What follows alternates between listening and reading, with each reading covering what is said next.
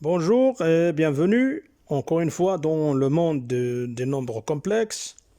Et aujourd'hui, on va essayer de résoudre un problème qui rassemble à la fois les nombres complexes et un peu de géométrie.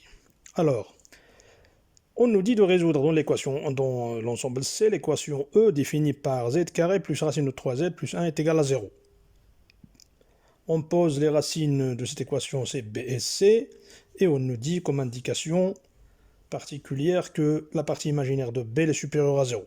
Bon, vous allez voir que ça sert tout simplement à distinguer le B du C.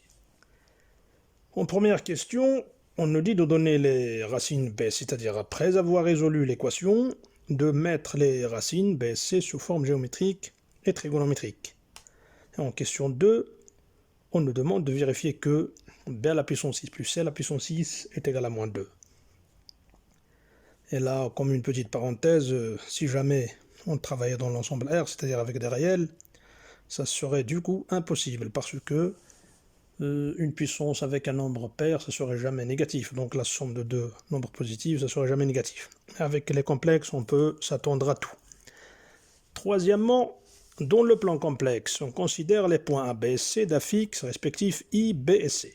C'est-à-dire que le I, c'est l'affixe du point A. Le petit b, c'est l'affixe du point B. Et le petit c, finalement, c'est l'affixe du point C. On nous dit que le plan est rapporté à un repère orthonormé, O, E1, E2. Ils ont posé le E1 et le E, tout simplement, le E2, tout simplement, c'est pour éviter de confondre avec le I habituel du repère orthonormé OIJK avec le I des complexes, le I imaginaire. C'est tout simplement pour ça. La première sous-question, je veux dire, donc le petit a, on nous dit de montrer que les points A, B, C appartiennent à un cercle de centre O et de rayon R est égal à 1. En petit b, on nous dit de calculer le module du complexe B-I et en déduire la nature du triangle OAB. Et en petit c, on nous dit de montrer que le quadrilatère OABC est un losange. Alors, comme j'ai dit, c'est un exercice qui mélange un peu les complexes et la géométrie, et c'est un mélange qui est tout à fait logique, puisque les complexes, aux complexes, on associe des points, c'est-à-dire des images dans le plan, c'est-à-dire dans le terrain de la géométrie. Donc c'est un peu logique que cette relation soit évidente. Alors, comme d'habitude, faites votre effort avant de passer à la correction. Pour résoudre l'équation E, et comme c'est une équation du second degré, donc c'est analogue aux équations que vous voyez avec les réels, eh bien, tout simplement, on le fera de la façon la plus simple et la plus concrète, c'est avec le discriminant, c'est-à-dire avec le delta. Alors, delta, c'est quoi? Donc, quand on a une équation de la forme ax carré plus bx plus c est égal à 0, donc le delta, il est de la forme b au carré moins 4ac. Eh bien, c'est la même chose pour les nombres complexes. Alors le b dans notre cas, c'est la racine de 3. Donc le delta est égal à la racine de 3 au carré, moins 4 fois le 1 devant le z carré, c'est-à-dire à la place du a, et le 1 qui est à lui seul à la place de c, donc c'est racine de 3 au carré, moins 4 fois 1 fois 1, qui est tout simplement égal à 3 moins 4 qui est égal à moins 1. Alors, la différence, je vais le répéter encore une fois, la différence entre les nombres réels et les nombres complexes dans la résolution des équations de second degré, c'est que pour les nombres complexes, il n'y a pas d'impossible. C'est-à-dire, même si le discriminant est négatif, il y aurait toujours des solutions pour notre équation. Alors, les solutions, elles sont de la forme, c'est-à-dire d'une façon analogue à ce que vous savez sur les nombres réels, c'est-à-dire le z1 ou bien le x1 pour les équations des réels est égal à moins b plus ou moins racine de delta sur 2a. Très bien. C'est la même chose pour les complexes, seulement où il y a la différence. C'est que cette fois-ci, on met c'est le moins b plus ou moins i racine 2 soit on met la valeur absolue de delta, soit on met le moins delta sur 2a. Pourquoi on met le moins delta? Parce que, logiquement, on ne peut pas mettre un nombre négatif sous la racine carrée, même si on travaille dans l'ensemble C. C'est une chose qui est mathématiquement paradoxale. On ne peut pas parler de la racine d'un nombre négatif. Alors, pour équilibrer les choses, on ajoute le moins, c'est-à-dire, et on trouve que c'est très bien, que ça marche, que ce sont bien des racines vraies pour les équations des complexes. Donc, il y aura deux racines puisqu'on est de second degré. Le Z1, c'est moins racine de 3, c'est-à-dire moins B, dans notre cas, plus I, racine de moins delta, c'est-à-dire racine de moins 1, de moins 1, qui deviendrait 1, sur 2A, c'est-à-dire sur 2. Et le Z2, la différence tout simplement, c'est devant I, il y aurait un moins, donc ça devient moins racine de 3 moins I, racine de moins delta, sur 2. Ce qui veut dire que Z1 est égal à moins racine de 3, tout simplement, plus I, racine de 1, qui est égal à 1 sur 2. Et le Z2, c'est moins racine de 3, moins I, racine de 1 sur 2. On trouve finalement que l'une des racines, Z1, est égal à moins racine de 3 sur 2, plus 1 demi fois I.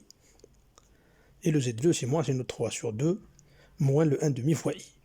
Alors maintenant, on retourne à la condition de départ, c'est-à-dire quand on nous a dit que la partie imaginaire de B elle est supérieure à 0. Donc, on regarde dans laquelle des deux racines la partie imaginaire est supérieure à 0.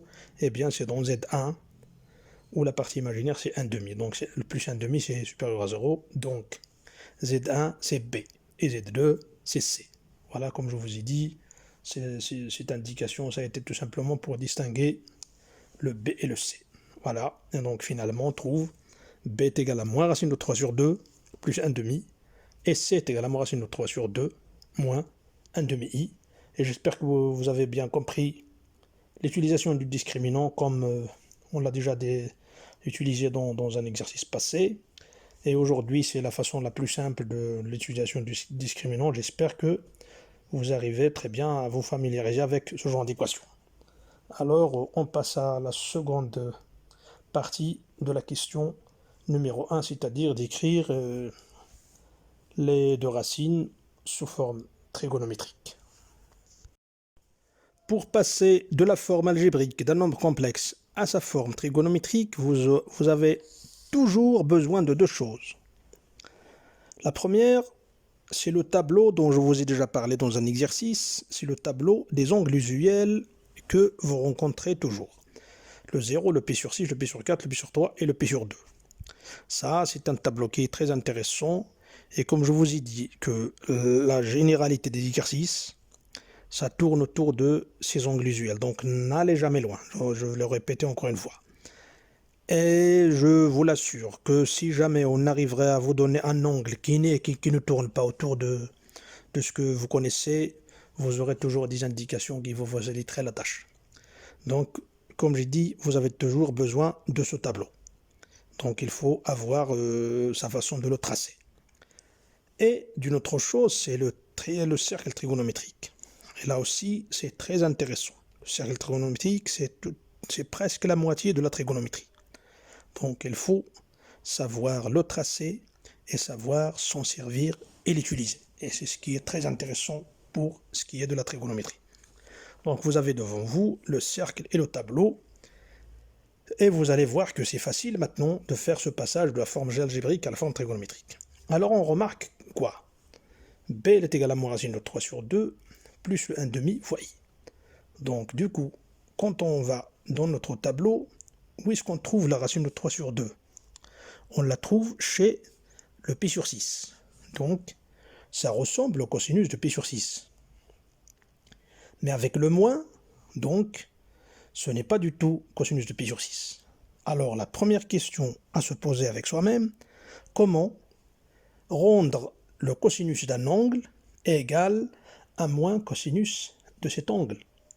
C'est là qu'on utilise les formes, encore les relations que vous avez vues encore en cours, le cosinus de pi plus x, le cosinus de pi moins x, le cosinus de pi sur 2 plus x, etc. Donc toute cette série de relations qui sont très faciles à retrouver à l'aide du triangle, à l'aide du cercle trigonométrique tout simplement, alors sont toujours utiles dans ce genre de questions. Alors, qu'est-ce qu'on remarque? D'après le cercle trigonométrique, l'angle qui a le moins cosinus, c'est-à-dire le même cosinus que le pi sur 6 avec le signe moins, c'est l'angle pi moins pi sur 6, comme vous le voyez devant vous avec des pointillés rouges. Donc c'est le pi moins pi sur 6, ou tout simplement qui est égal à 5 pi sur 6. Donc l'angle qui a dont le cosinus est l'opposé du cosinus de pi sur 6, c'est l'angle 5 pi sur 6, c'est-à-dire c'est cosinus de pi moins pi sur 6. Voilà. Très bien. On a maintenant réglé le problème du cosinus. On revient au sinus. Le sinus, c'est 1/2. Heureusement que le sinus de pi moins un angle, c'est-à-dire pi moins x, est égal au sinus de ce x, quel que soit. Donc, en particulier, le sinus de pi sur 6 est égal au sinus de pi moins pi sur 6, c'est-à-dire 5 pi sur 6. Donc, le sinus de 5 pi sur 6 est égal à 1/2, qui est égal aussi au sinus de pi sur 6. Donc, on vient de trouver l'argument de notre complexe B.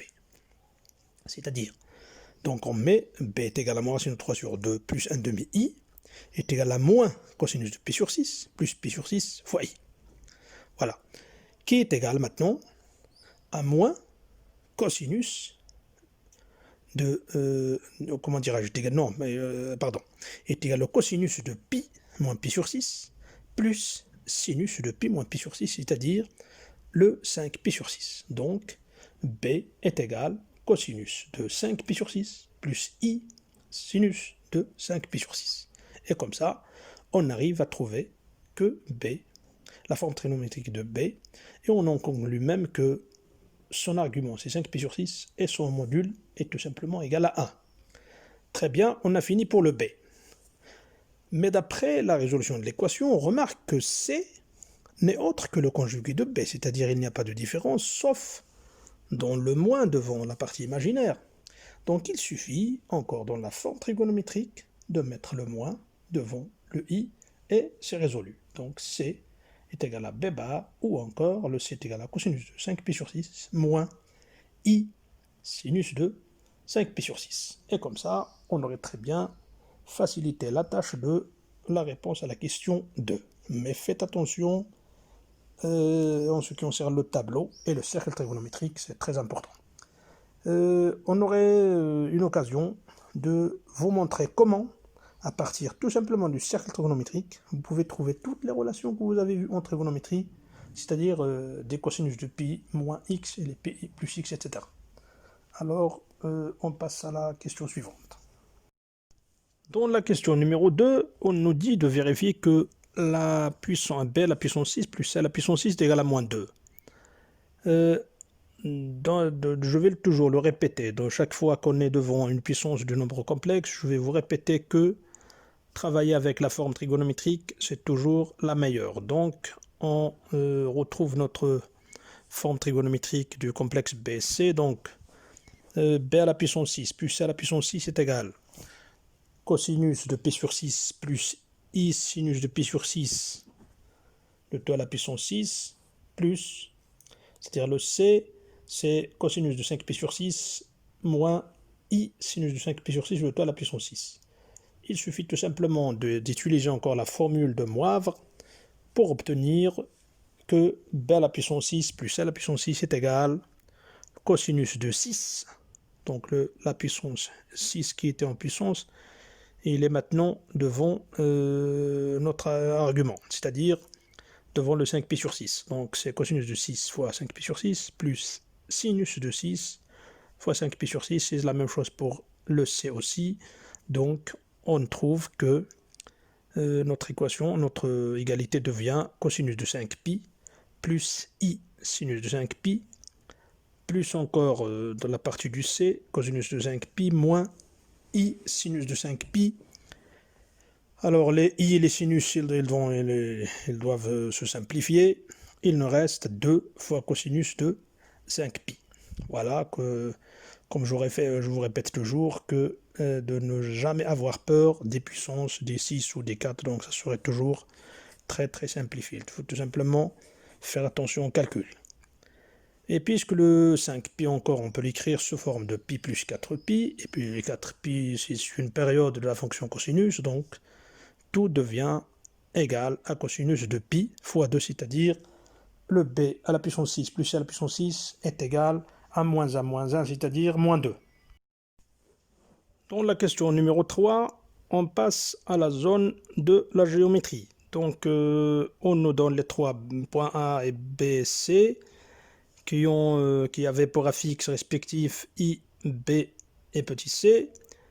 C'est-à-dire on peut écrire aussi autrement que le complexe ZA, c'est-à-dire l'affixe du point A, on peut l'écrire ZA est égal à petit i. Le ZB, on pose ZB est égal à petit b, qui est égal à moins racine de 3 sur 2 plus 1 demi i, c'est-à-dire la forme algébrique du complexe B. Et aussi ZC est égal à moins racine de 3 sur 2 moins 1 demi i.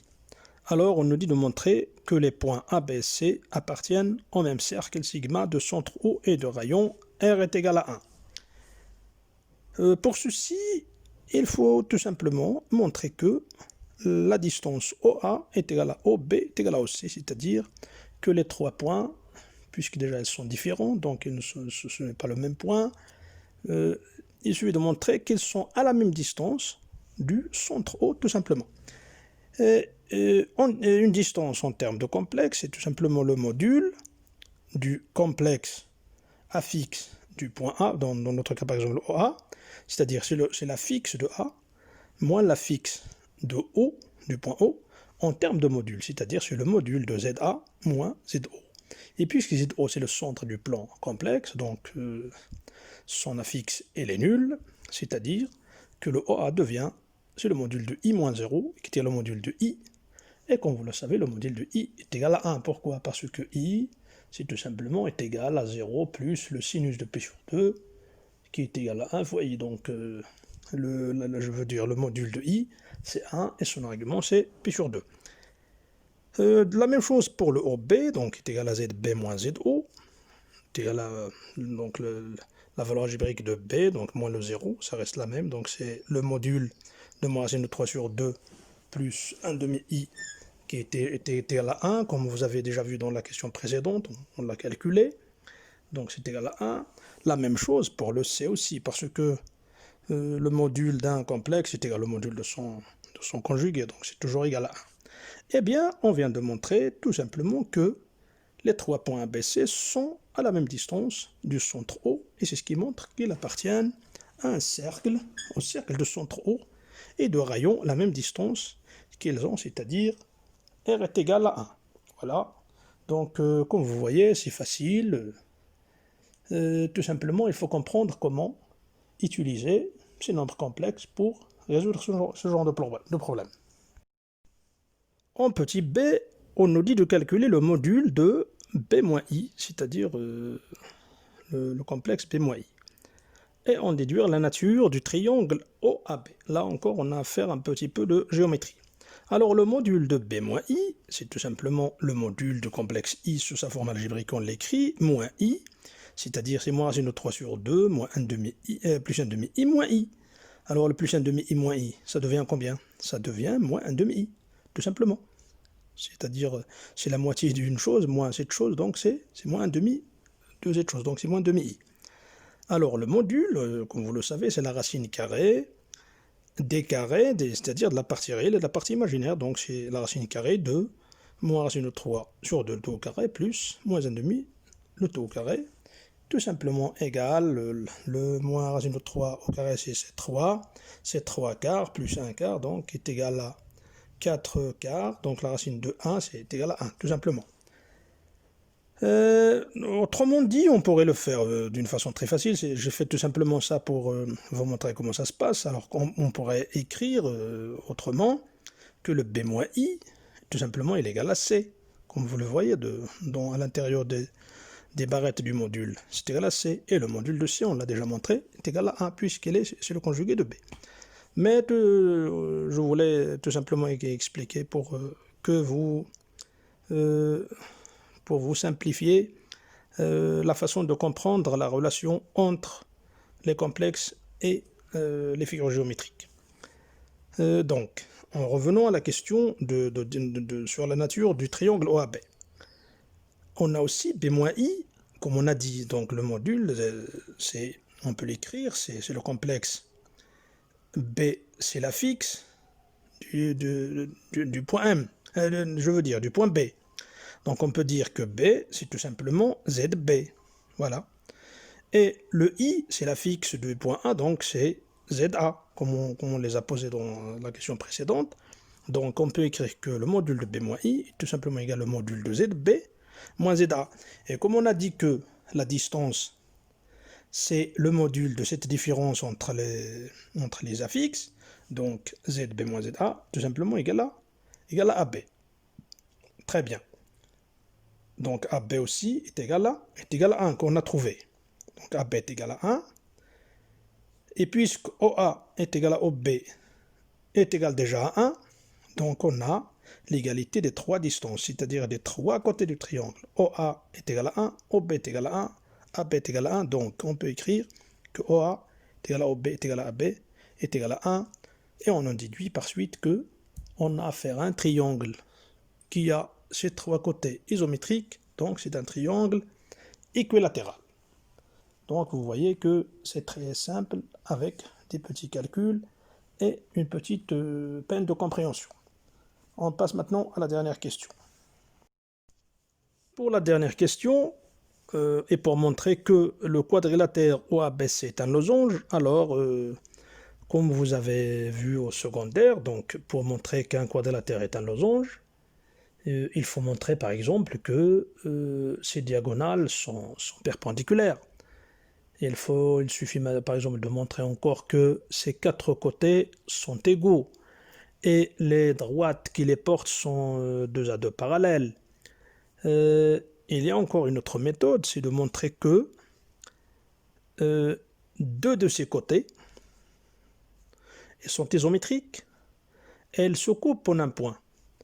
Et les deux autres côtés qui sont opposés à ces deux-là, elles sont aussi isométriques respectivement l'un à l'autre. Voilà, et c'est ce qu'on va faire dans notre cas maintenant. Alors, on a déjà montré dans la question précédente que les distances OA est égale à OB est égale à AB. C'est-à-dire on a déjà OA, comme vous voyez devant vous dans la figure, le OA et la AB ils sont égaux d'après la question précédente. Voilà. On va voir maintenant avec le BC, c'est-à-dire le côté opposé au côté OA. Voilà. Donc le CB c'est quoi? Comme on a dit d'après la définition, c'est ZB moins ZC, c'est-à-dire c'est la fixe du point C du point B moins la fixe du point C, qui est égal au module de moins racine 3 sur 2 plus 1 demi-i, c'est-à-dire on remplace le B et le C par leur forme algébrique. On trouve que est égal tout simplement au module de I qui est égal à 1. Donc aussi la distance CB elle est égale à 1, qui est égal à OA. Donc on a un côté qui est égal au côté opposé. Voilà, donc avec les trois distances encore qu'on a déjà montré qu'elles sont égales, donc on déduit que le quadrilatère OABC est déjà un parallélogramme. Voilà, donc déjà la première étape avant de passer au losange, on a montré que le OABC c'est un parallélogramme. Voilà. Pour montrer que c'est un losange, il suffit de faire la remarque que le OA est égal à AB, c'est-à-dire un parallélogramme, c'est-à-dire il a deux côtés, deux côtés opposés égaux, 2 à 2. Mais avec un losange, il faut que tous les côtés soient égaux. Donc, et puisqu'on a maintenant le OA et le AB devant vous, ce sont deux côtés qui sont séquents dans un parallélogramme, c'est-à-dire que les quatre côtés, ils sont égaux, puisque le OA est égal à BC ou bien CB devant lui, d'après la propriété du parallélogramme, et le AB il est égal à OC, donc les quatre côtés du quadrilatère sont égaux, de plus qu'il est déjà un parallélogramme, donc c'est ce qui veut dire que notre OABC est un losange. Alors, c'est peut-être une impulsion qui va vous laisser réviser un peu sur la géométrie du secondaire, parce que généralement, il y a des exercices comme ça, donc, qui relient les nombres complexes et cette géométrie que vous croyez jusque-là passée, mais ce n'est pas du passé. Vous trouverez des triangles rectangles, vous trouverez des médiatrices, vous trouverez des parallélogrammes comme ça et tout. Donc il faut faire un petit bricolage de rappel à propos de cette fameuse géométrie du secondaire. Alors, je souhaite que ça a été bien passé, que vous avez bien compris notre exercice, et je vous souhaite bonne chance encore une fois, et à bientôt.